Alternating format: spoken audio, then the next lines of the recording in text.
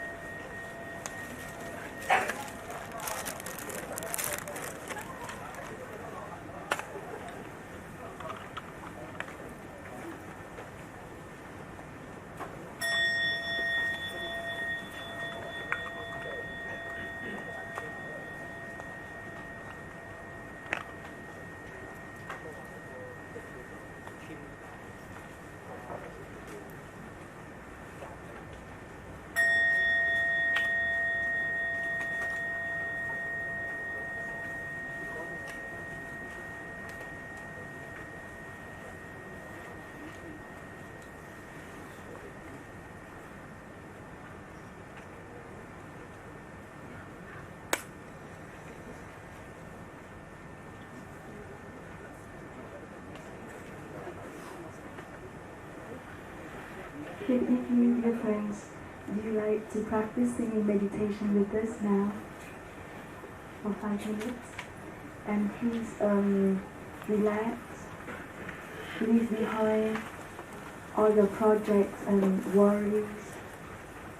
And please, when we sing, we will feel each word we sing. And we will sing one line, you repeat after us.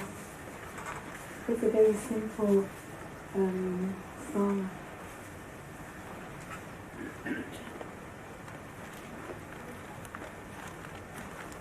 And we sing with our body, with our heart.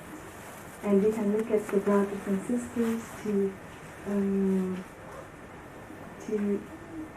look at do the gesture when we sing, the signs.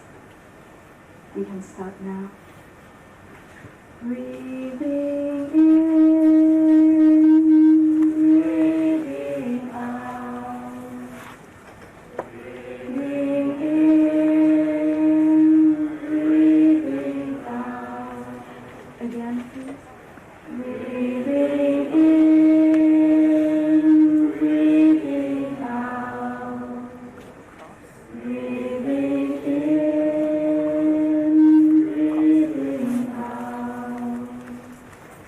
I am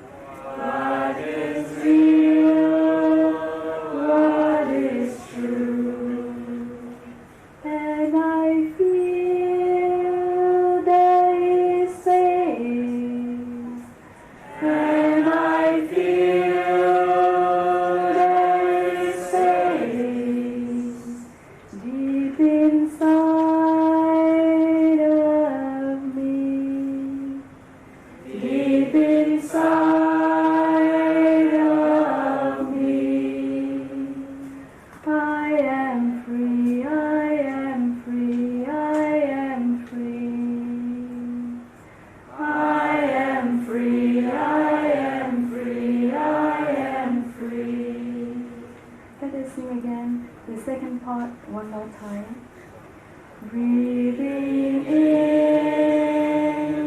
breathing out.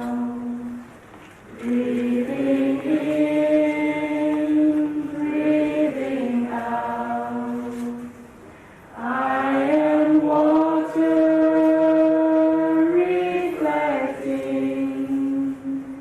what is real, what is true. And I feel there's space deep inside of me. I am free, I am free, I am free. Do you want to sing from the beginning? Breathing in, breathing out. Breathing in, breathing out. I am blooming as a flower. I am fresh as the dew. I am solid as a mountain. I am firm as the earth. I am free. Breathing in, breathing out. Breathing in, breathing out. I am water reflecting what is real, what is true. And I feel there is space deep inside of me. I am free, I am free, I am free.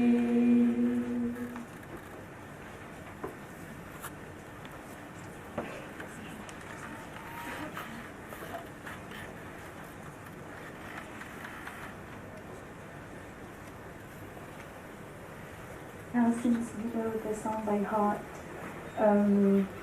we can have a short sitting meditation with these lines. For your in-breath, you can recite silently, I'm blooming as a flower, and breathing out, I'm fresh, for 2 minutes. You want to start the sitting meditation? Let us try.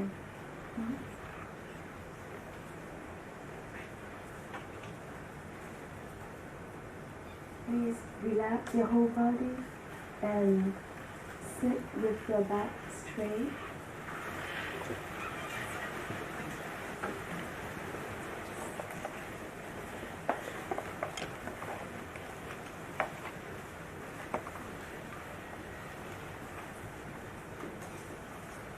Relax and feel your whole body, your in-breath and out-breath. Breathing in, I feel like a flower. Breathing out, I feel fresh. Flower, fresh.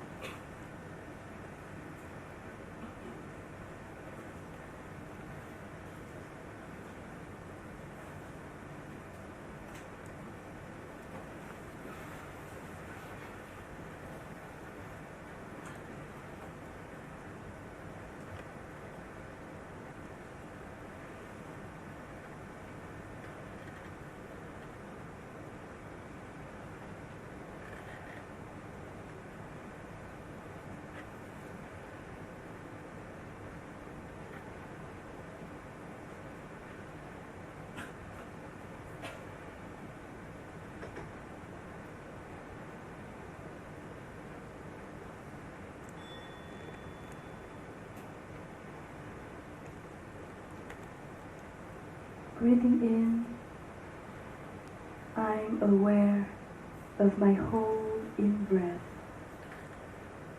Breathing out, I'm aware of my whole out-breath. In, out.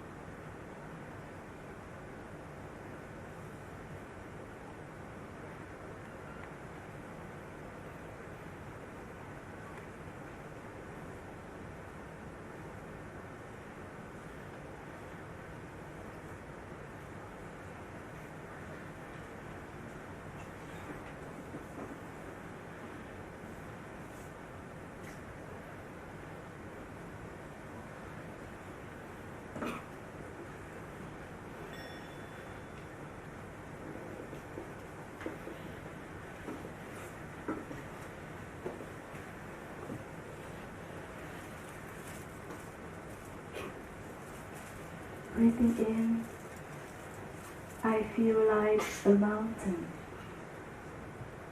Breathing out, I feel solid in my body and in my mind.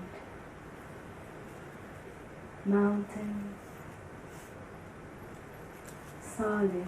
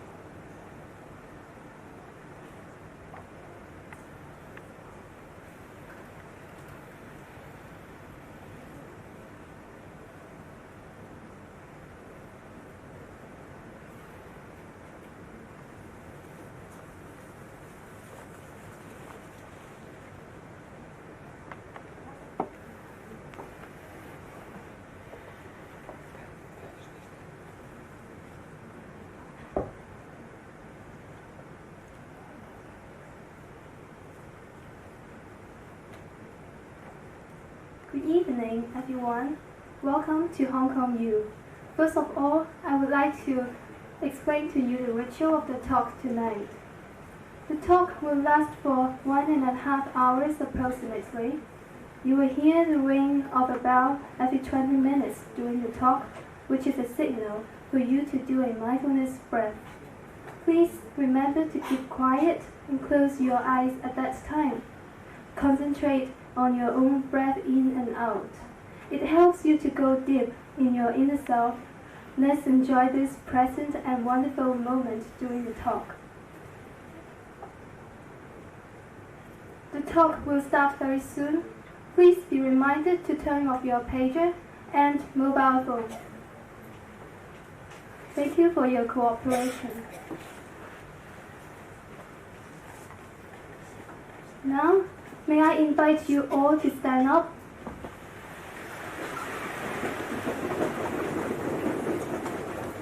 and clap your hands to welcome our respectable speaker, the most vulnerable Thich Nhat Hanh.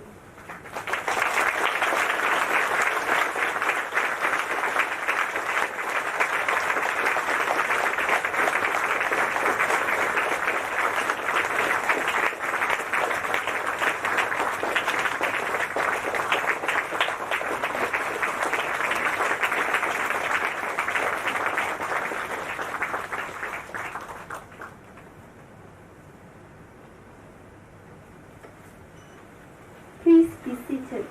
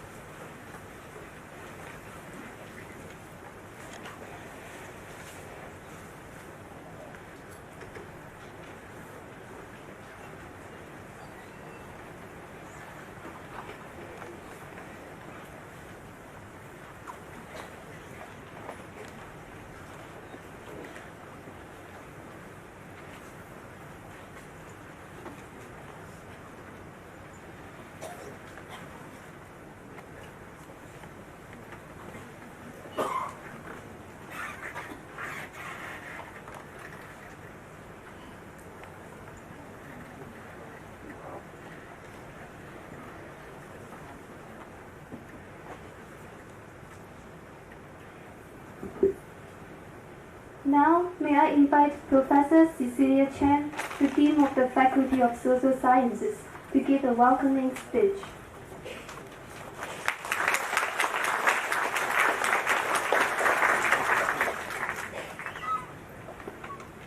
The most vulnerable Master Thich Nhat Hanh, it is my greatest honor and pleasure to welcome you all to the University of Hong Kong this evening.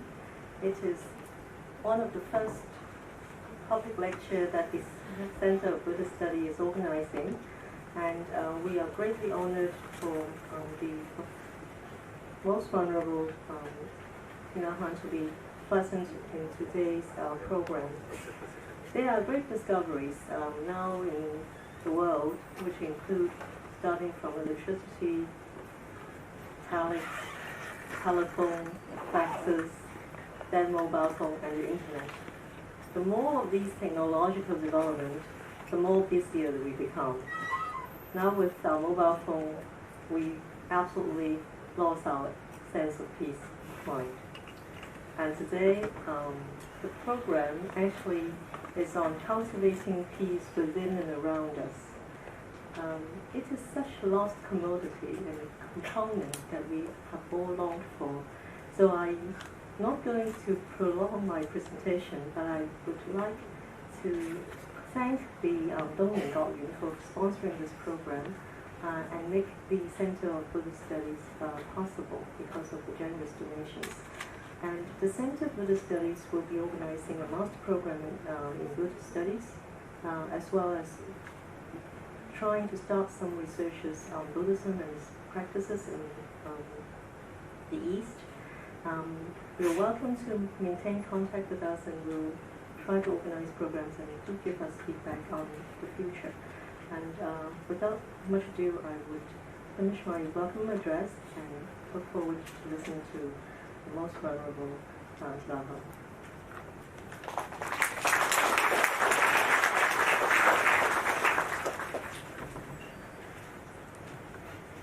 Thank you.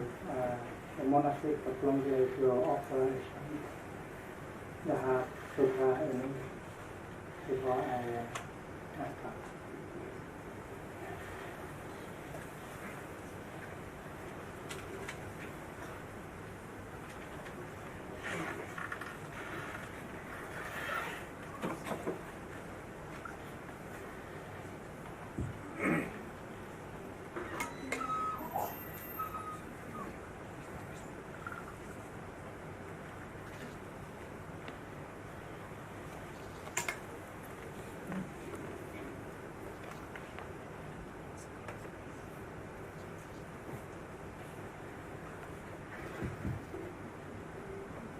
Allow the chanting to penetrate into your body.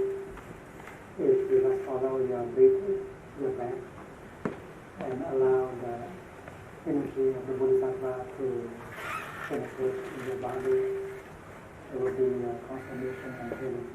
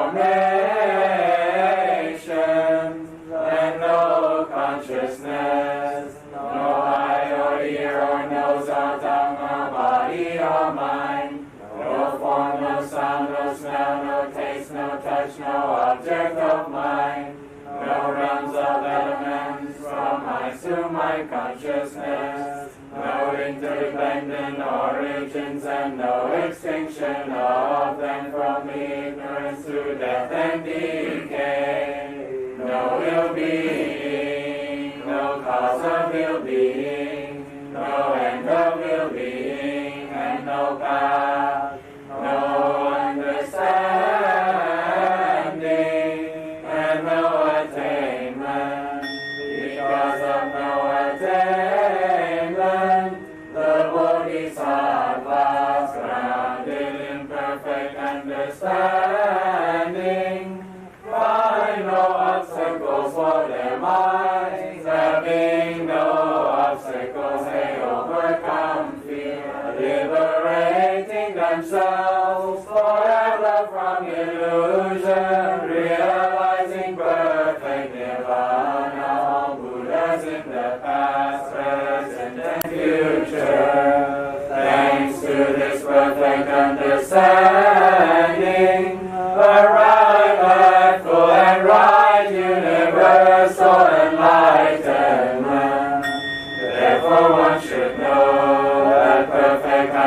Understanding is the highest mantra, the unequal mantra, destroyer of belief, incorruptible truth. The mantra of Prajnaparamita should therefore be proclaimed.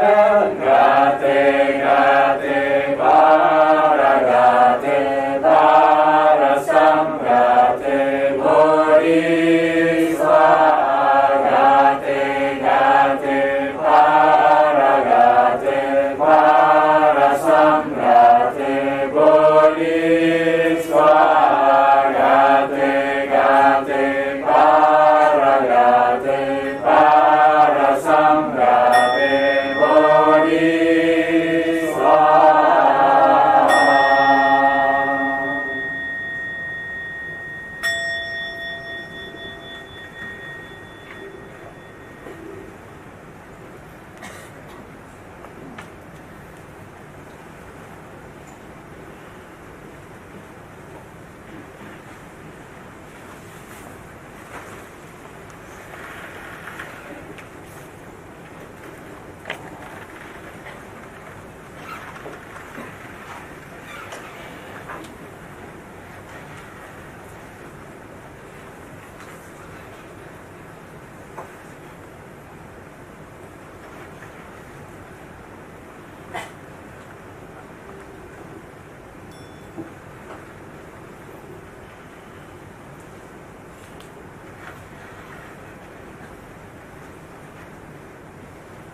Dear friends,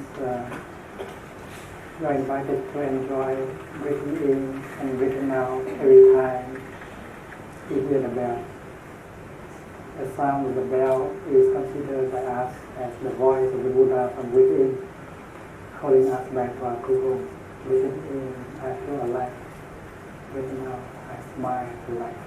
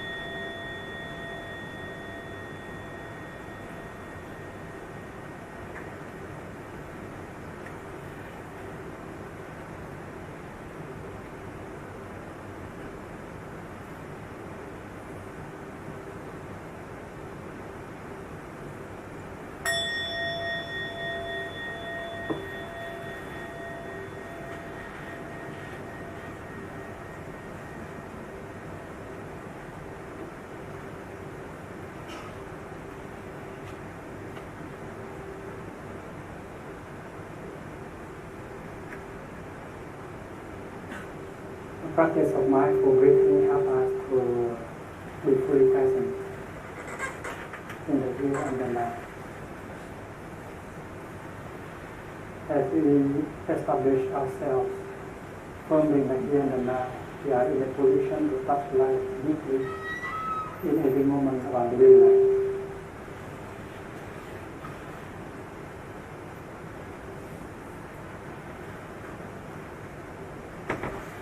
In our daily life, very often our body is there, but our mind is not there with our body.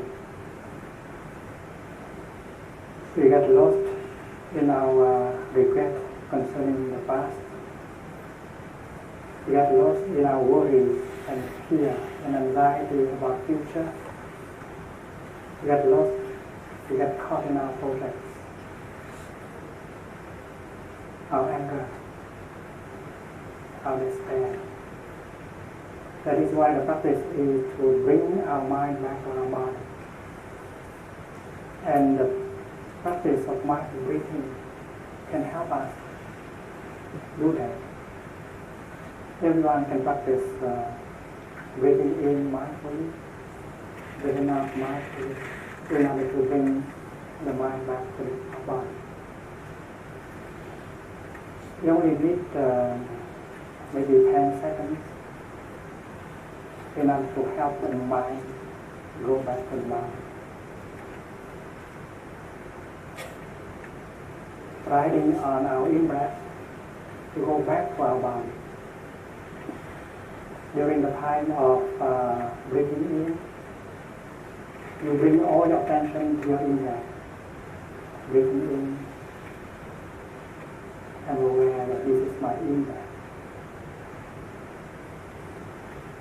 Breathing out, I'm aware that this is my out-breath.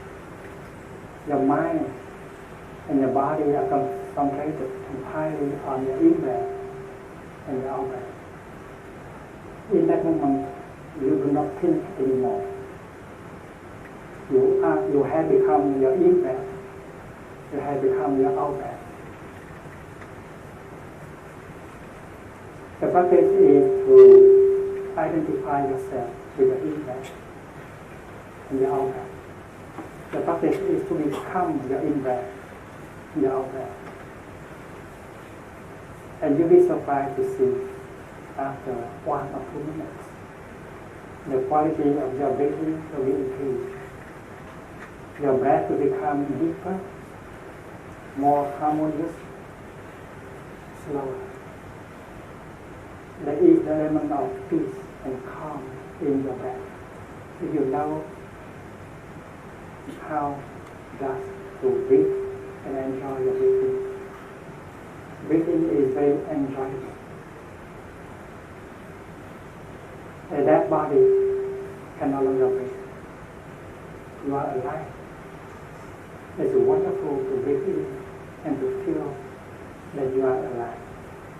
It's wonderful to breathe out and to realize that you are alive. The awareness of being alive is only enlightenment. Enlightenment is always enlightenment about something. You breathe in and you produce enlightenment that you are still alive. And being still alive is the most wonderful thing. That is the greatest of all miracles. You are still alive. You breathe, you are still alive.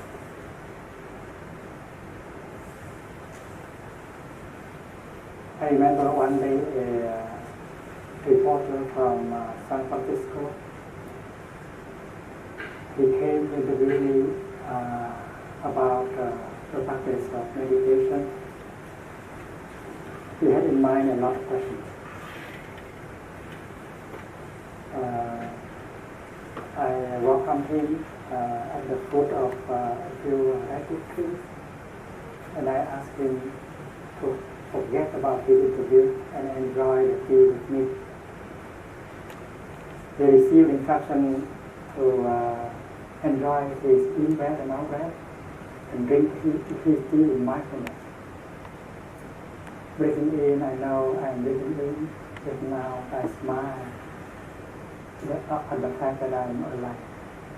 Breathing in, I know that I'm sitting here at the foot of the redwood tree. Breathing out, I smile to the tea I drink. We had a good time drinking tea together. And he had a good interview last because he began with a few exercises of mindful breathing and mindful tea drinking. I saw him, I went with him to the parking lot and introduced to him the practice of mindful walking. When you breathe, you are aware of your in-breath and out-breath. And every time you breathe in, you can make 2 steps or 3. And you say, I have arrived, I have arrived. When you breathe out, you say, I'm home, I'm home. I have arrived in the present moment. I'm home in the present moment. Because life is available only in the present moment. The Buddha said the past is already gone and the future is not yet there. There's only one moment when you can be truly alive, the present moment. That is why it's very important to learn how to go back to the present moment in order to touch life deeply in that moment. you have an appointment with life in the present moment. And if you miss that moment, you miss your appointment with life, which is very serious. And using your mindful breathing, your mindful walking, you can always go back to the present moment, where you can encounter life deeply. Halfway to the parking lot, I suggest we stop and look at the blue sky. Breathing in, I'm aware of the blue sky. Breathing out, I smile to the blue sky. After 1 minute of practice, we said, this is the first time I see the blue sky. I really see the blue sky. We could see the blue sky deeply because it was inhabited by a kind of energy that is called in Buddhism the energy of mindfulness. The energy of mindfulness is a kind of energy that helps you to be fully present in the here and the now. The energy of mindfulness is the kind of energy that helps you to be aware of what is going on in the present moment.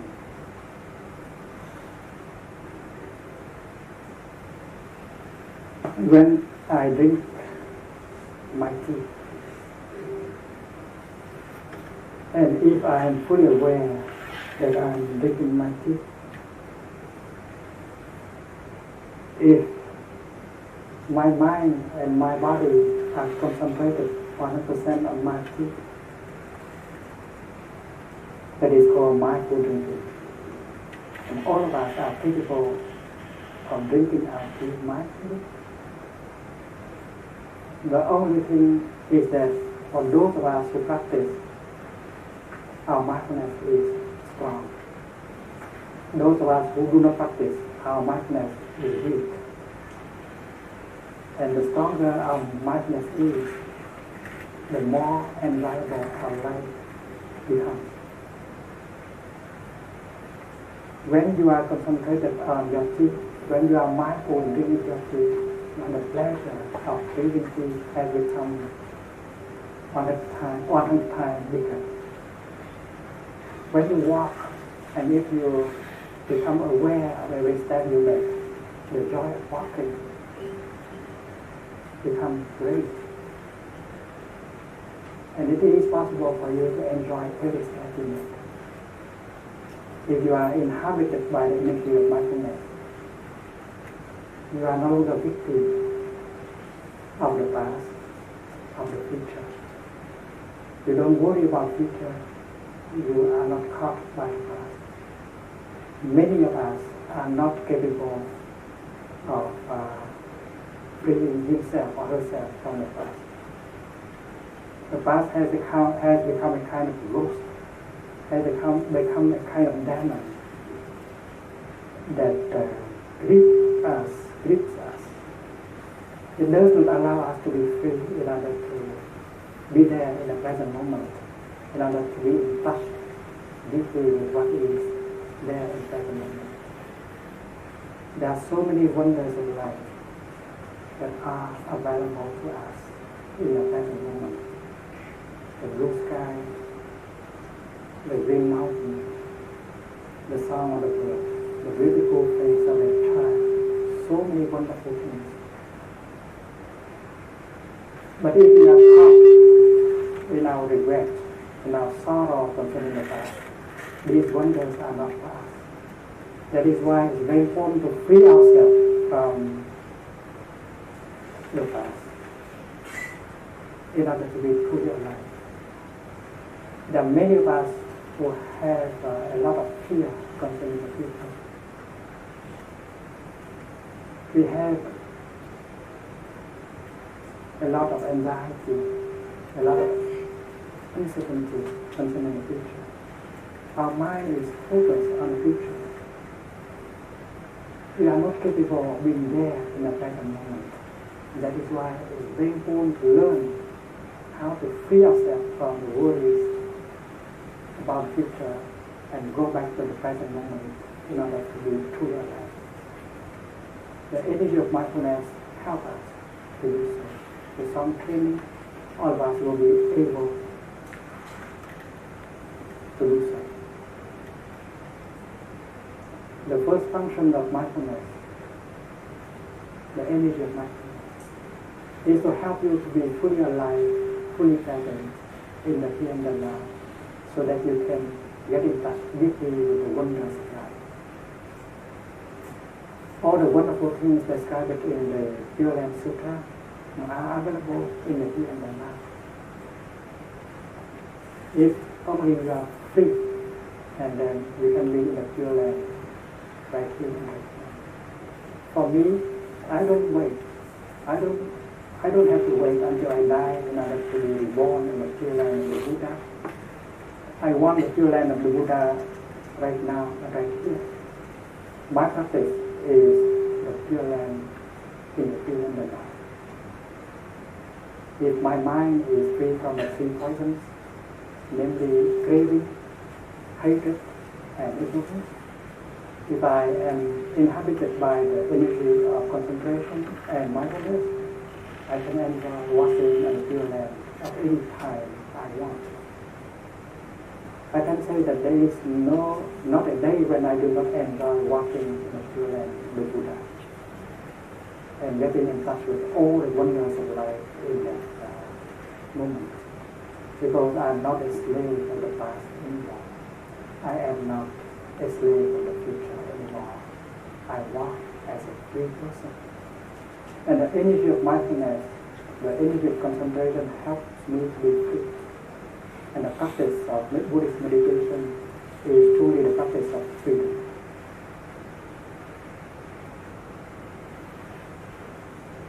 We may have the habit energy of getting caught in the past or running into the future. Mindful breathing helps us to recognize the habit. We have been running for all our life.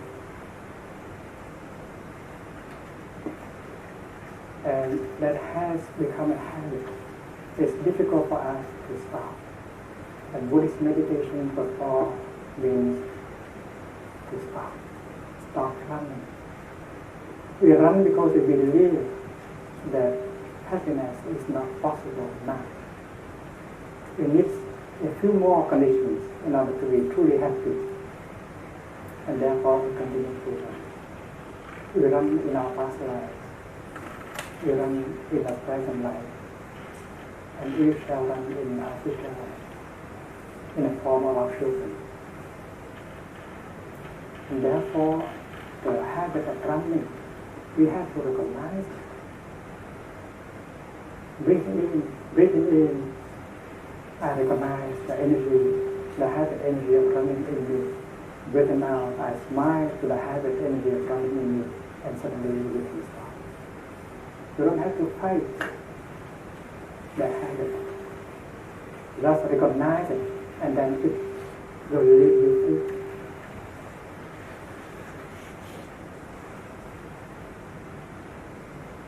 I remember one day I sat in a bus with a gentleman who had belonged to the lowest class in India.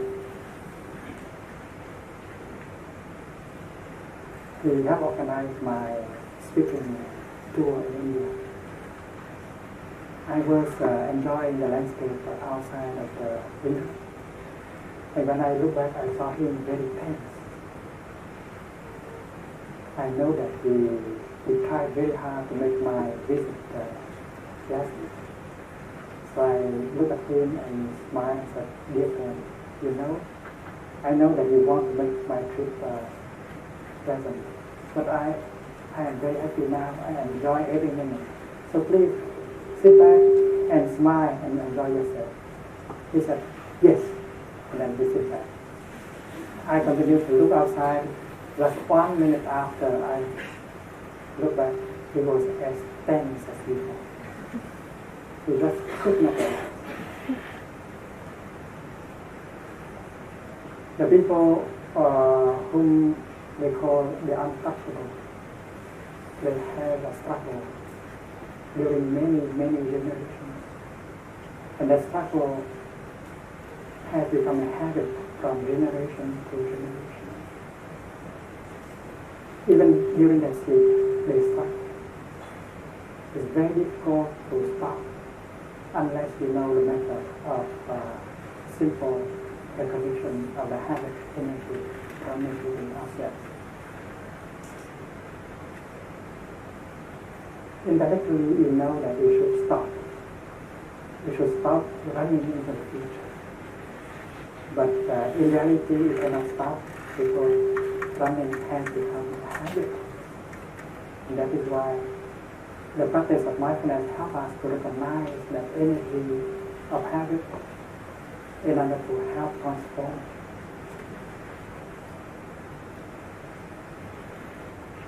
When we are able to go back to the present moment and establish ourselves firmly in the present moment, we recognize the fact. We realize that we have so many conditions that we have to right in here in the moment. We don't need more conditions. The conditions of happiness are more than enough for us to be happy. In fact, the Buddha always reminds us that happiness is possible in the here and the now. Vista Dhamma Sukha Vihara. Dwelling happily in the present moment. That is a teaching of Buddha that has been ignored by many Buddhists. Many Buddhists are only thinking of the future. They think of enlightenment as something that belongs in the future. They think of the Buddha land, the Pure Land, as something that will happen only in the future. But that is not the authentic teaching of the Buddha.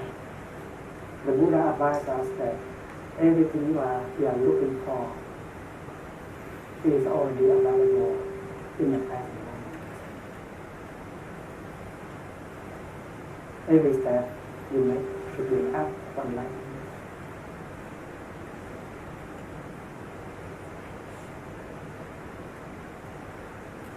Every breath that we take should be an act of enlightenment. It is possible for us to breathe in mindfully. That is an act of enlightenment. It is possible for us to bring out the mindfully. And breathing out is only an act of enlightenment. In Chinese Buddhism, we learn that chopping the wood, carrying the water, washing the bowl, that is it.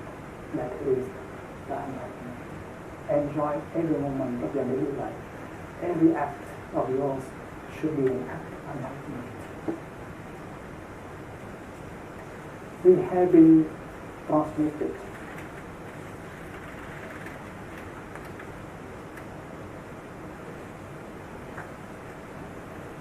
the eyes of the Buddha has been transmitted to us.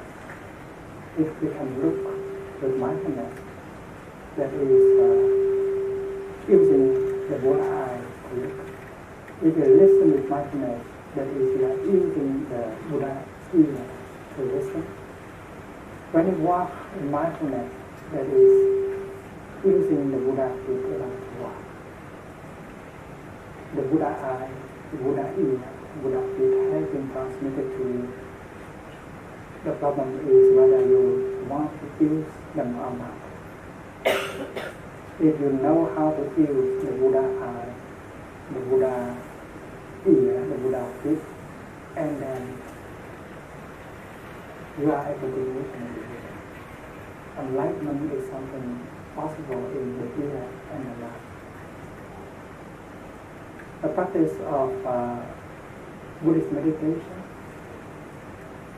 is the practice of stopping and looking deeply into the nature of what is there. If you are not able to stop, you do not have the energy to look deeper. The practice of stopping is samatha. Samatha means to concentrate, to stop. And the practice of looking deeply is a vipassana.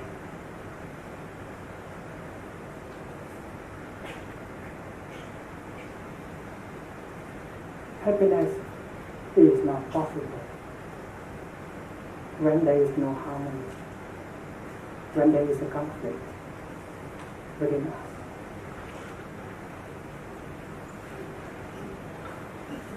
In order to restore harmony and peace in us, we should be able to understand the nature of what is. There is no peace in our body because we don't know what is going on in our body. We do not understand our body enough. There is no peace in our feelings, in our perceptions, because our knowledge about our feelings and our perceptions is very small. Suppose you have a car and you don't know anything about the car, about the motor, and if there is some trouble, you give up. You don't know what to do in order to get the car started and go again. Our body is the same. Our feelings are the same. Our perceptions are the same. We don't know much about ourselves. And what is ourself? Ourself is our body, our feelings, our perceptions, our mental formations, our consciousness, namely the 5 skandhas. To meditate means to look deeply into the nature of our 5 skandhas in order to understand it. To meditate is a process of self-understanding. When you get that kind of understanding, you can restore harmony, you can restore peace within your body, your feelings, your perceptions, and peace becomes possible. Peace is something you can cultivate. Peace is not a gift made even by the Buddha. The Buddha offers us methods of practice that can restore peace and well-being into our body, into our feelings and perceptions. And his teachings are very complete. In the Sutra of Mindful Breathing, the Buddha advised us to go back to our body and to embrace it tenderly. Breathing in, I am aware of my body. Breathing out, I calm my body. That is the 3rd and the 4th exercise of mindful breathing proposed by the Buddha. The first exercise and the second one is about recognizing our inward knowledge and calming our inward knowledge. The 3rd exercise and the 4th is about going back to our body, recognize our body as existing in the here and the now, and make this thing, and try to calm it down because there is suffering in our body. Many of us have abused our body by the way we eat, by the way we drink, by the way we work.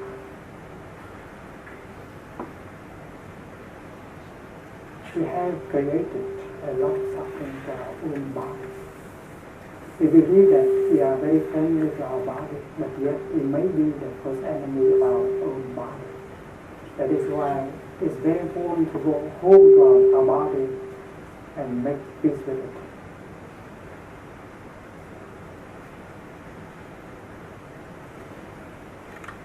There is a sutra spoken by the Buddha. So the title, the contemplation of the body.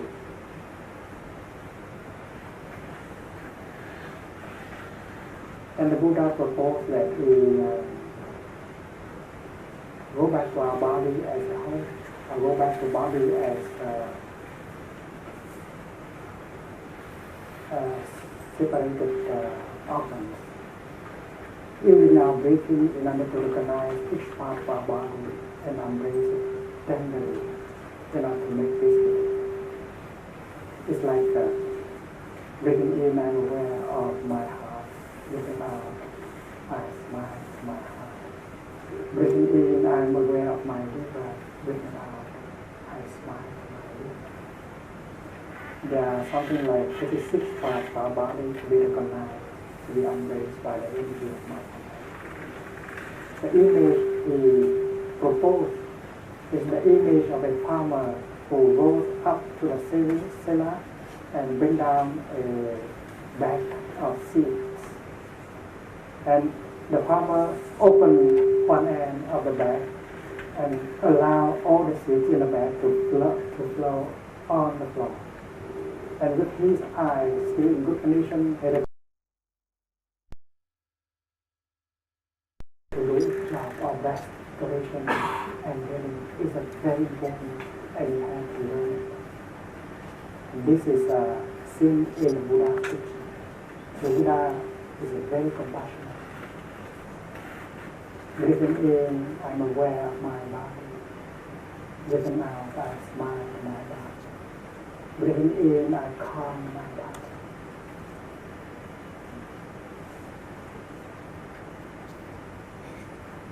Making peace with your body is very important. When you practice, breathing in, I am aware of my heart. Breathing out, I smile to your heart. And if you repeat the practice for 2 or 3 minutes, you get the insight.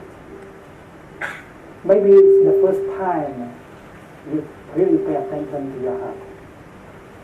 You have spent a lot of time taking care of other things. You have spent maybe 7 years in order to get your diploma. But you have not spent any time at all to embrace your heart with tenderness, with mindfulness. It's time to go back to your heart and recognize it as one of the basic conditions of your well-being. Breathing in, please do it with me. Breathing in, I'm aware of my heart. Breathing out, I smile to my heart.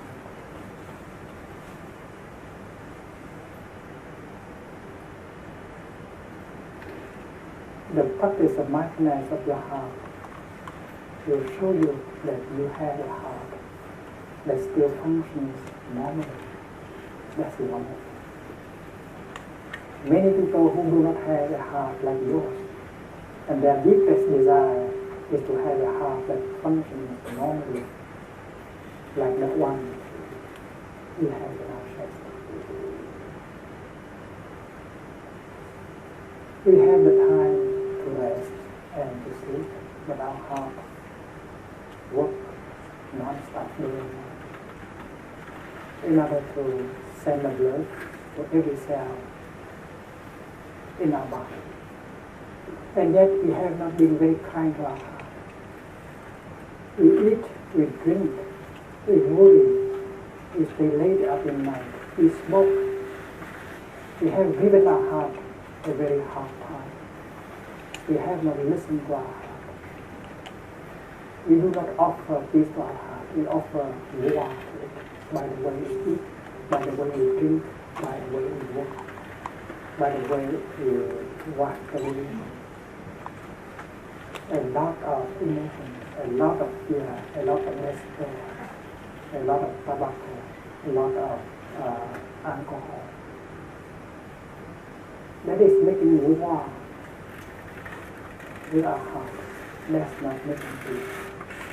So we're going back to our heart and become aware of it as one of the basic conditions of our well-being, and then we will know exactly what to do and what not to do in order for our heart to remain one of the basic conditions for our own being. You have to sign a peace treaty with your heart. My dear heart, I promise that from now on, I will not eat this, drink this, do this.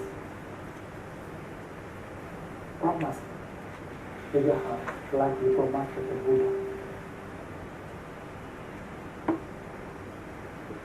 It is possible that you take a piece of paper and a pencil and write down a sign of physically with our body, like eating, because we know that we have made our body suffer very much just by the way we eat and we drink. Just list on one side the things you promise to your body that you will not eat again, and on the other side the things you think that it will not be harmful to your body. And that is the practice of mindful eating. Let us not ingest into our body the items that can make war.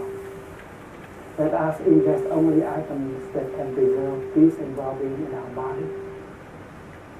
The practice of mindful eating is deep within the tradition of Buddhism.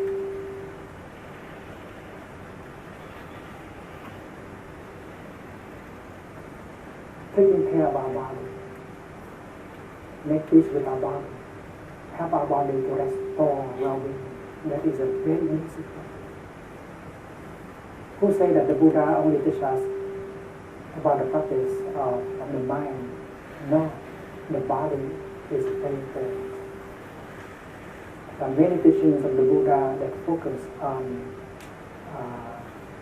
the well-being of our body. And then after having understood our body, the way to take good care of our body, we can move to the domain of our feelings. In the Anapanasati Sutta, the sutra, the discourse on mindful breathing, the Buddha advises us to go back to our feelings, recognize each one of our feelings. There is a river of feelings flowing day and night in us.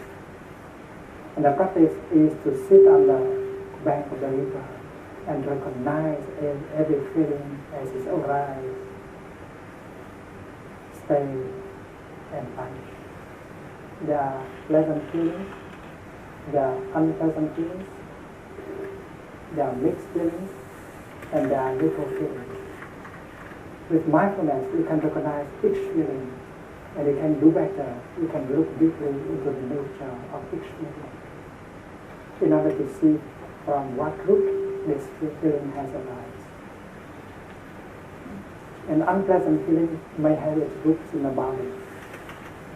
If you don't sleep well, if you do not sleep enough, if you have not slept enough, if you have eaten too much, and then unpleasant feeling may arise.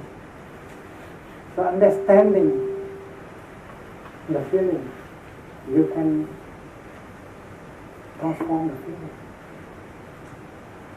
The Buddha said, nothing can survive without food.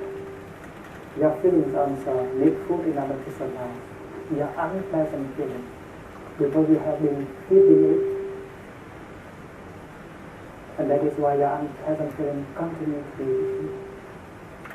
When you watch television, you allow a lot of toxins to penetrate into your body and your mind. There are many television programs full of toxins, namely craving, despair, violence, and fear. We allow ourselves to be intoxicated by this kind of consumption. And we allow our children to be intoxicated every day, several hours. That is unmindful consumption. The Buddha spoke about 4 kinds of food. The first kind of food is edible food that we ingest by the way of the mouth. The second kind of food is called sensory impressions. You get it through your eye, your nose, your tongue, your ear, your body, and your mind. Even conversation can be highly toxic. If you are not mindful, after 1 hour conversation, you get a lot of toxins. Remember that day when you talked to that lady, or that gentleman? Just 1 hour of talk. But his speech is full of anger, of hatred, of violence. And after 1 hour, you feel paralyzed because you have got so much toxins from the conversation. That is why refraining from that kind of conversation is to protect yourself, is to protect peace within yourself. When you pick up a magazine, be aware that there may be articles full of toxins, worries, submission, and your depression will fade out in just a few weeks. Any kind of suffering, whether it is anger or hatred or despair or violence, should be deal with the same thing. First of all, using the energy of mindfulness to recognize it as existing. This is the practice, the first noble truth, recognizing the presence of suffering. And then using the same kind of energy and look deeply into its nature in order to see what kind of food you have used in order to bring it in. That is the practice of the second noble truth, the nature, the making of the suffering. Understanding suffering is crucial for the transformation of suffering. If you do not understand the suffering, you cannot transform it. The fourth noble truth, the path of transformation and healing, the path of cessation of suffering, can be revealed only to you if you succeed in understanding the second noble truth, namely the making of suffering, the ordering of suffering. When you understand the nature of your suffering, the truth about the path will reveal to you, and you can understand it, you can see it in the light of consumption.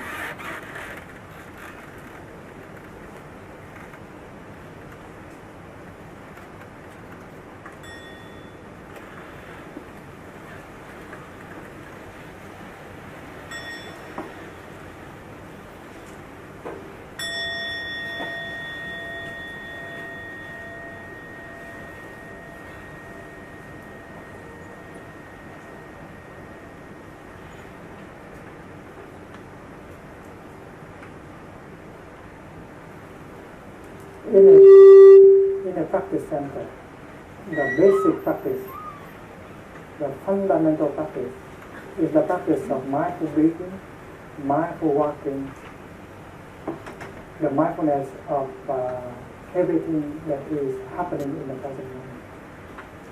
When you cook your breakfast, become aware of every moment of breakfast cooking. When you water your vegetables, become aware of every act. When you drive your car, drive mindfully. When you drink your tea, drink mindfully. That is a wonderful way to cultivate the energy of mindfulness. The energy of mindfulness is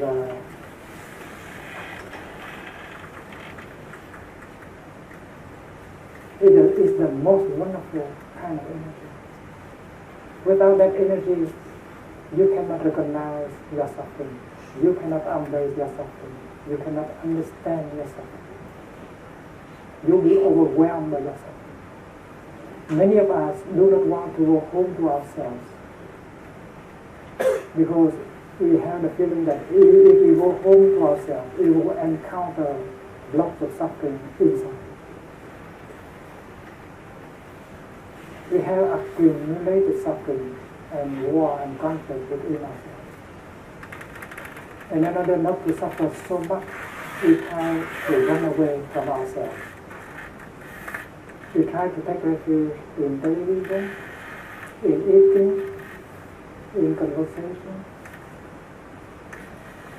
in order to forget our suffering. The Buddha advised us to go back to ourselves and restore peace and healing. But we are afraid. We are afraid because we know that if we go home to us, we will be touching with lots of pain and despair within. And we will be overwhelmed by it. That is why we always seek to run away from ourselves. And in the market, in the supermarket, they provide us with many means in order for us to run away from ourselves. Electronic games, television, magazines, food, everything. The Buddha said that if you practice, you train yourself in the practice of mindfulness, you have enough of that energy. And if you are equipped with that energy, you can go home to yourself safely. When you encounter the block of suffering within yourself, just embrace it tenderly.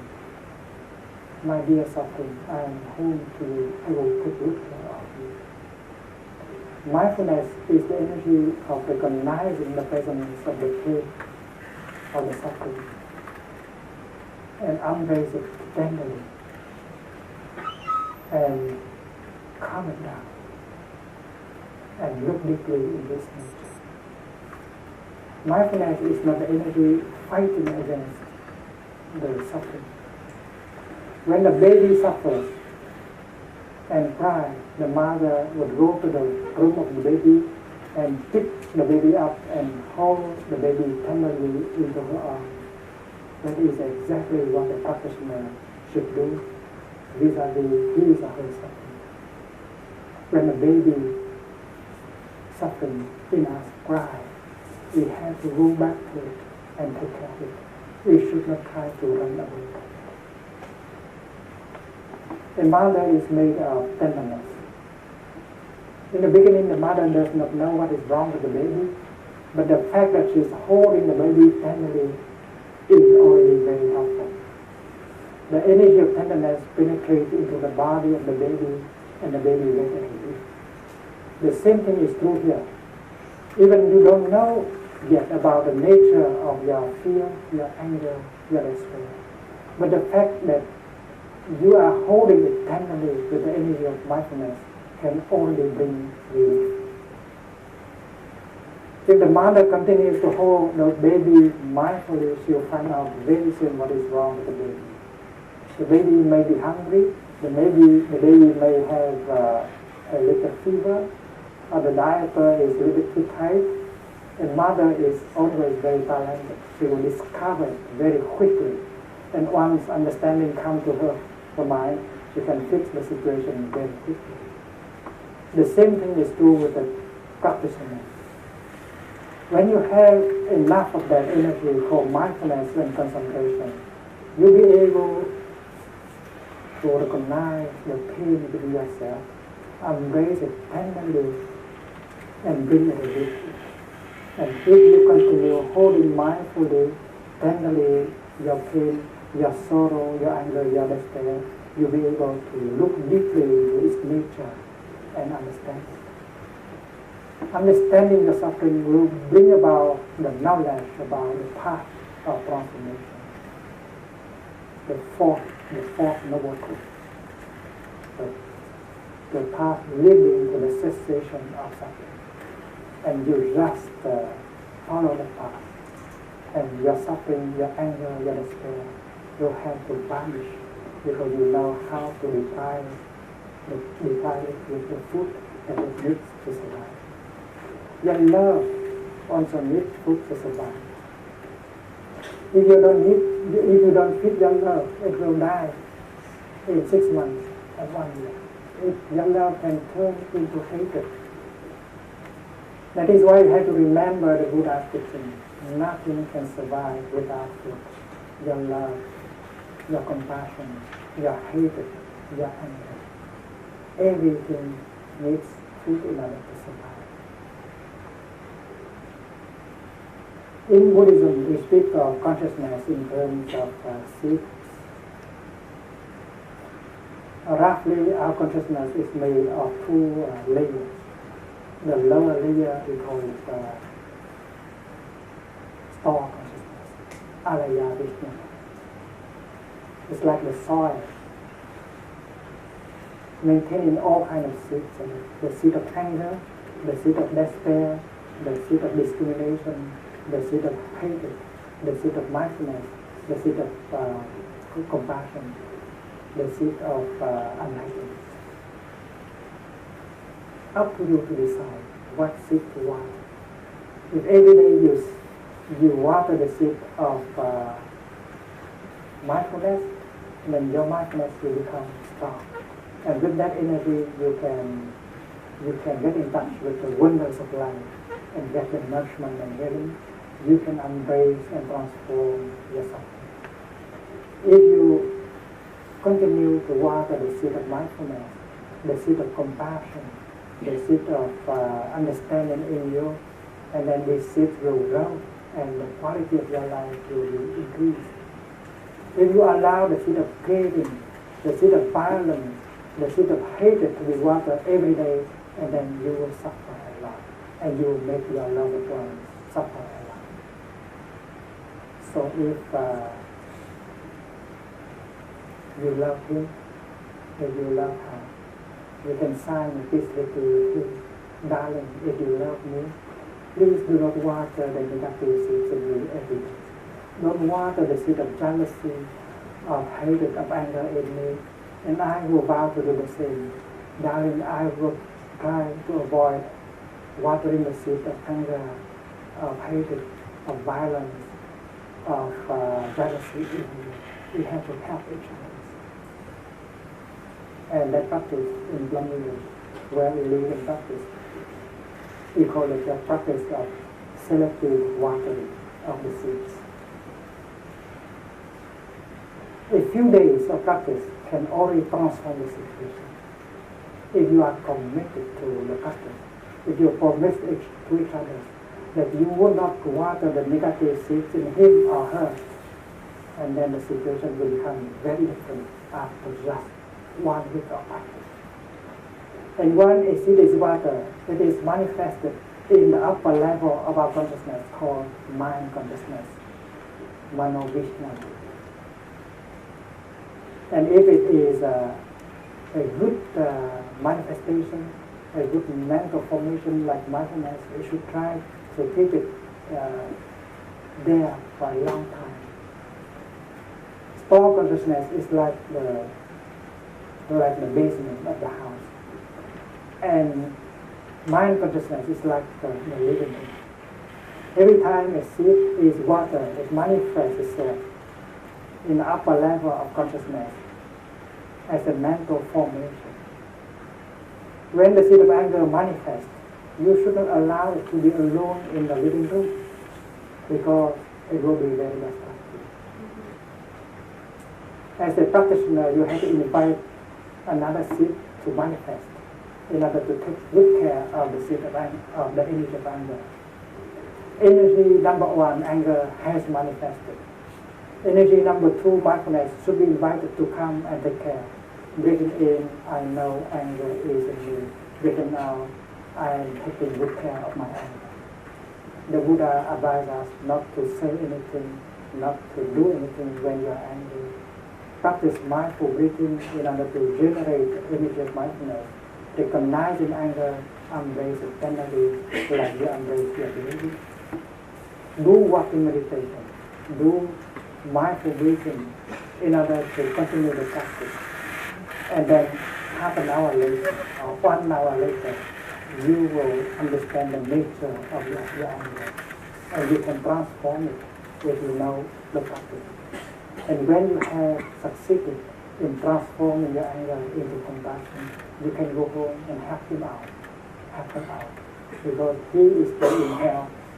She is in hell because she does not know the practice. So the energy of mindfulness helps us to recognize, embrace, also, and understanding our suffering will lead to the understanding of the path of emancipation. I think this time I should stop here and allow 15 minutes of questions and answers.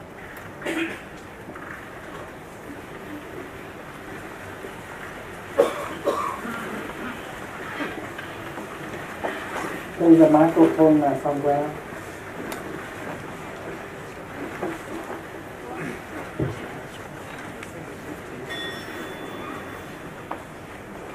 If you have a question, please raise your hand and the microphone will come to you.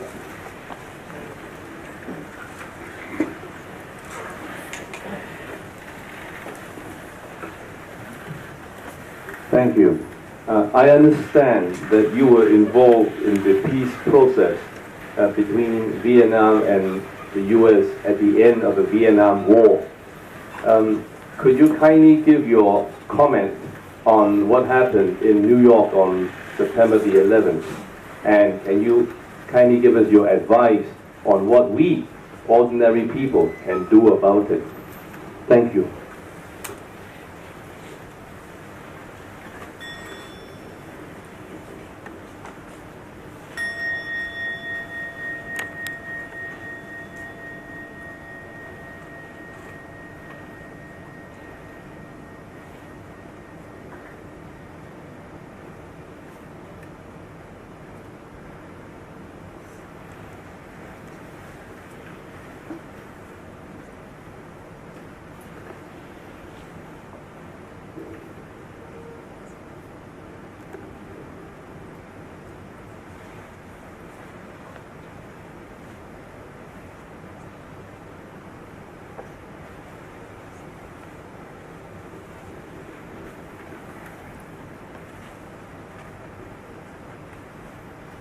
My book, Anger,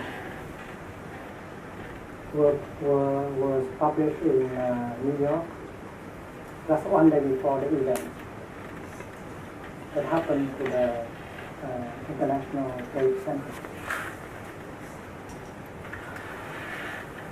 Anger, the wisdom of cooling the flame. So the publisher organized for me to read the text. I was in a studio in New York City shortly after the event of September.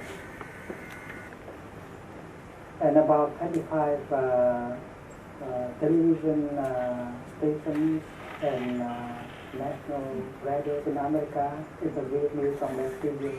I spoke to about 50 billion people on that moment about anger.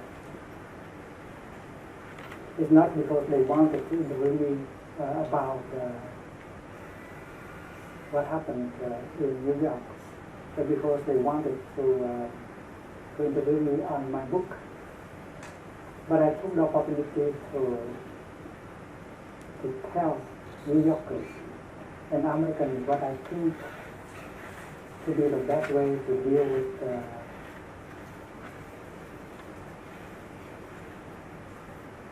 incident.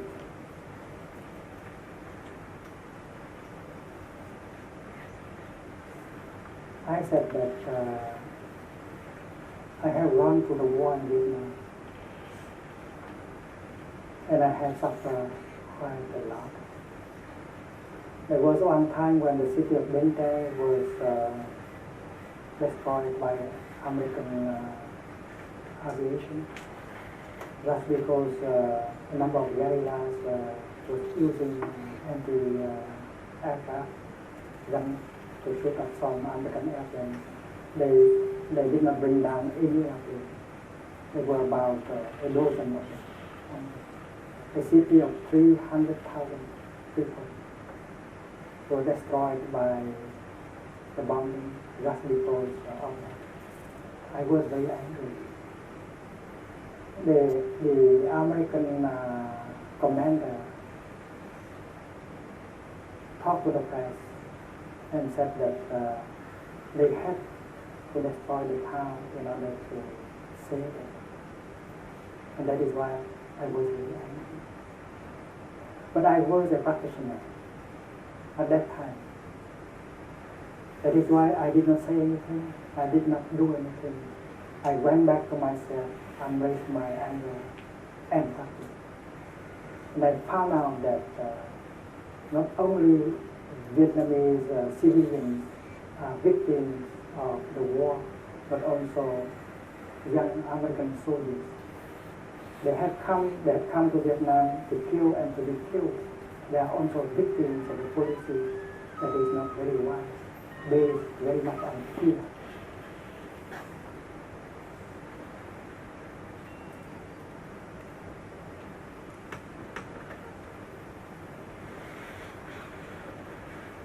And that is why we were able to work in the line of, in the spirit of non-violence to bring about peace negotiations in Paris. I advise to New Yorkers and to Americans to do the same. Don't act out of anger.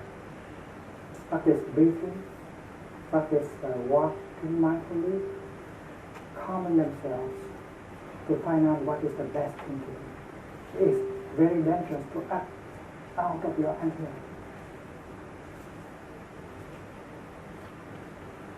I told them that all violence is injustice.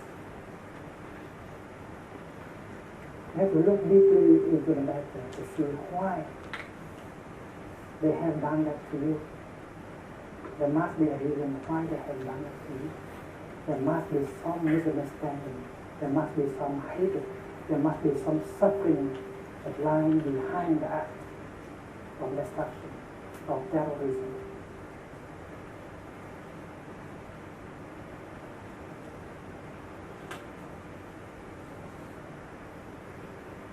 I try to speak the voice of the Buddha.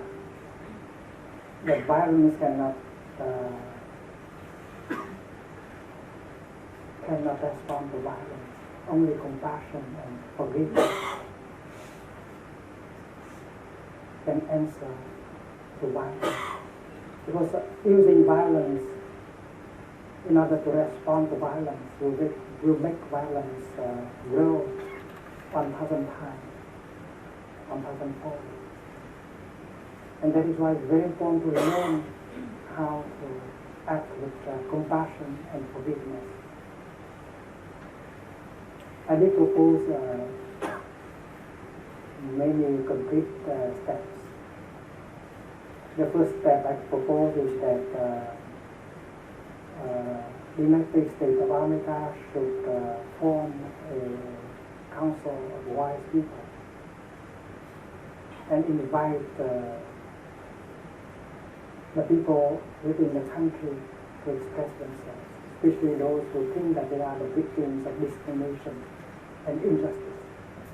Because there are so many people living in America feel that they are victims of discrimination and injustice. Among them, Muslims, black people, and so on. We have to listen to their suffering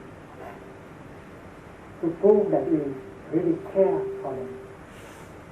We have made them suffer because we do not understand the situation. Now let us begin the process of listening deeply, listening with compassion like the Bodhisattva Avalokiteshvara. And if needed, we will televise all sessions in order for the whole nation to understand, to follow and understanding. And you get a better policy of dealing with people who feel that they are victims of discrimination and injustice within the United States of America. And then after that, they may turn to direction that they believe to be the cause of the suffering in New York.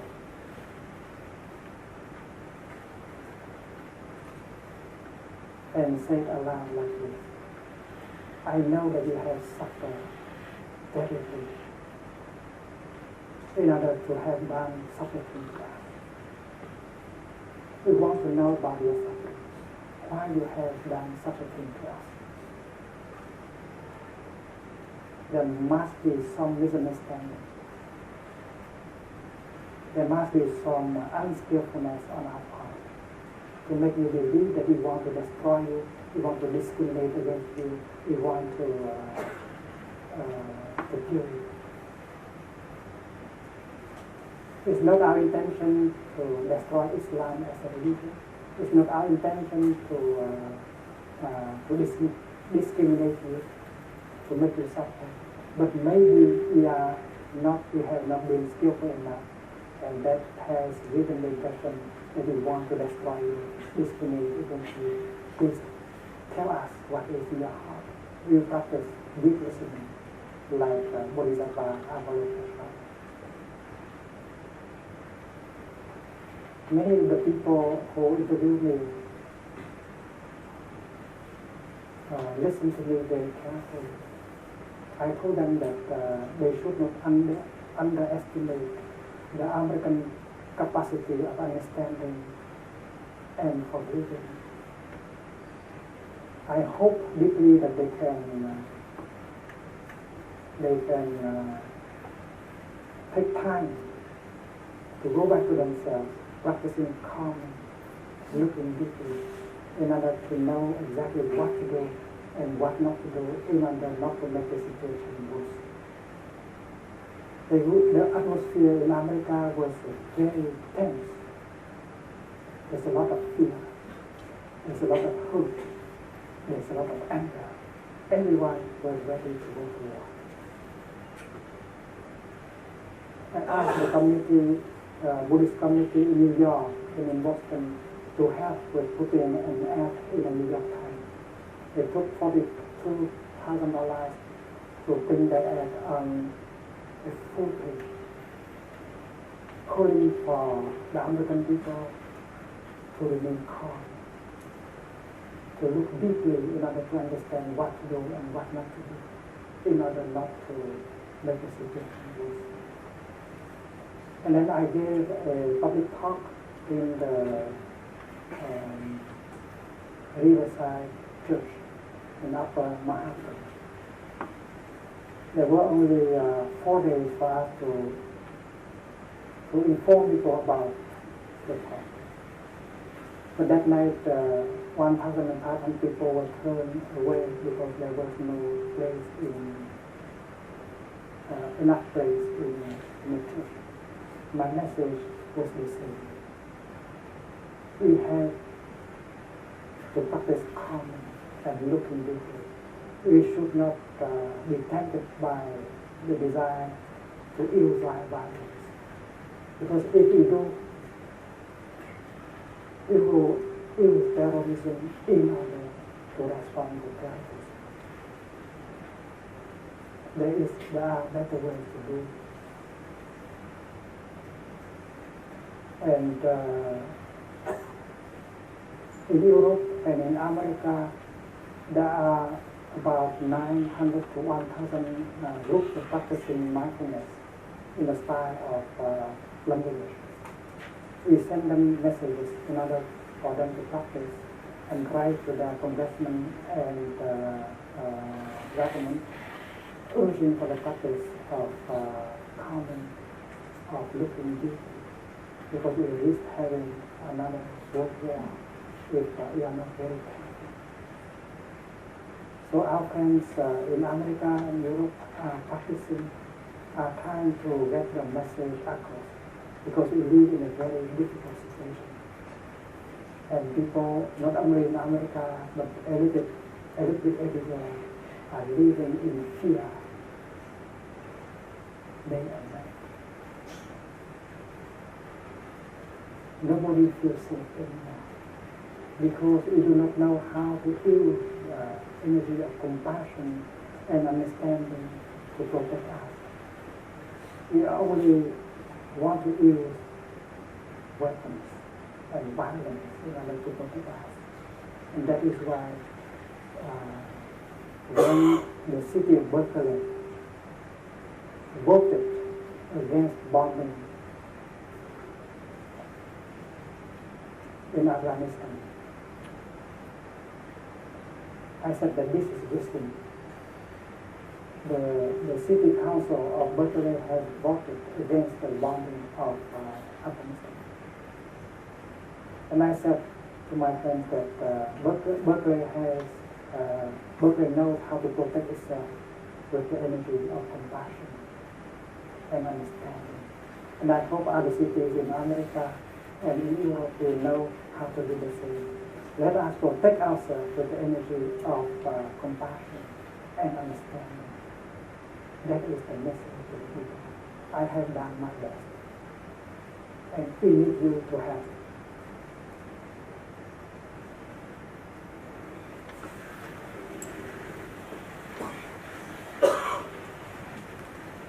Another question, please.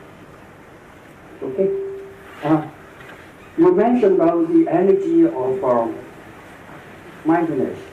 According to recent research, this sort of energy may be some sort of quantum potential within the microturbine of our neuron inside the brain. And actually, we are living in a multidimensional world. And this sort of multidimensional world may change our status, our consciousness state, from the conscious state to the unconscious state. And in that area, quantum potential, the unconscious state, is a timeless and non-locality situation. And that's why we experience no time, no suffering, and no hope, and all remain in total emptiness. Within the polite look of our faith. Do you agree with this or not?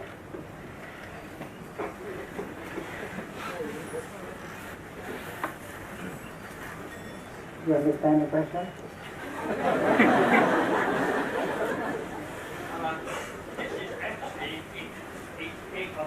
Of our conscious state, from the conscious state to the unconscious state, and that locates within the turbine area of our microturbine, and that is the quantum potential of our universe area, and that is the time, without space, without locality, and that's why we become total emptiness in the plurality look of our brain. Do you agree with that or not? I think you are invited to join a retreat of mindfulness, to learn how to breathe in mindfully, breathe out mindfully, to enjoy making breakfast mindfully, and then you see the value of the practice. The value of practice cannot be seen, be touched, just by speculation. Our life is short. We should not spend it for speculation. We should be very practical. Suffering is there. We have to make effort in order to understand suffering and to find a way out. We can do it as individuals. We can combine our efforts to have the collective insight, because it is now for us to learn to practice collectively as a family, as a city, as a nation, because suffering has now got a size that is enormous. That is why individual efforts would not be sufficient. We have to combine our efforts. There are issues that we cannot solve unless we come together as a community, as a nation, in order to be able to solve them. The monastics of Loneliness that is with you tonight, they come from many countries in Europe and America.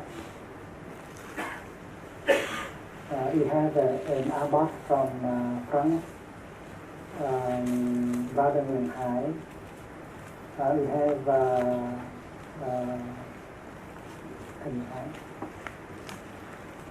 we have Sister Annabelle, who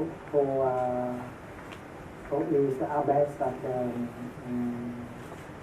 Green Mountain Dharma Center in the state of Vermont, America. Sister Annabelle, she is a scholar on Sanskrit. She has been a Dharma teacher. She is of British origin. She has been abbess of the Green Mountain Dharma Center in London. And we have Sister Gina, who is of Irish origin. She is the abbess of the Dhammanika temple in France. I think she has also Dutch nationality and British nationality. We also have who is the abbess of the Deer Park Monastery in Southern California. And we also have a very young abbess of the Loving Kindness Monastery in France, Sister Louise, who grew up in France and who practiced in France. We also have a Sister Johnson, who is chairperson of the Buddhist Association in France. She is not there tonight. She is taking care of the retreat in the Yenji temple near Holy Temple. And I would like to ask our brother and sister to offer you a chant to conclude this evening. May the day be well. So please follow your breathing and enjoy the chant and allow the energy of the Sangha to penetrate into your body and your consciousness for our transformation and healing.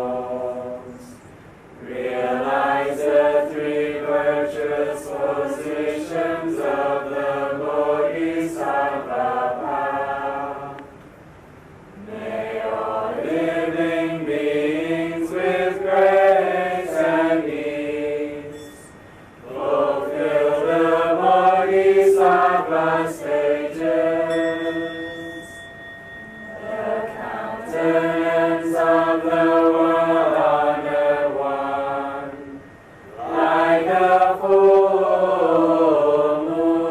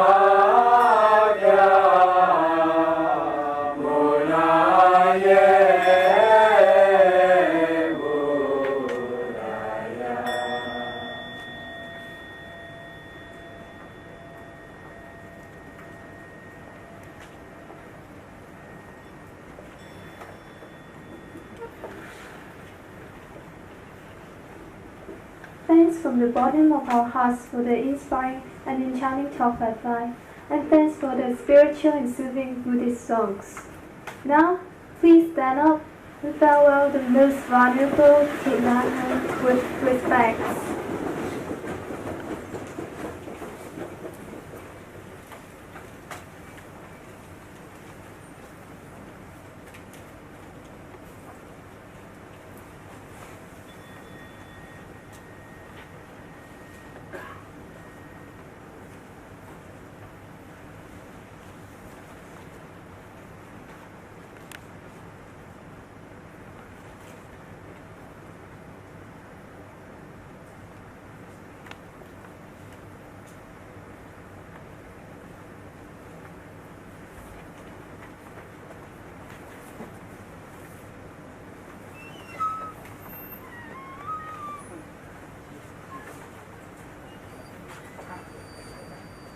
Thanks for coming tonight. A reminder for you, another talk by the most vulnerable Thich Nhat will be held tomorrow night from 7:30 p.m. to 9:30 p.m. in Grayson Home Theatre at Hong Kong U. All are welcome. This section will be delivered in English with Cantonese translation. Thanks again for coming. Good night, everyone. Back there asking about the talk that they give in New York. We had made a videotape of the talk, and it is available out there on the counter. The image is quite beautiful. However, the sound quality is not that great because of the echoing of the church. But if you are interested in that talk that they gave after the strike in New York, you are welcome to. And also on our webpage, www.blumvillage.org.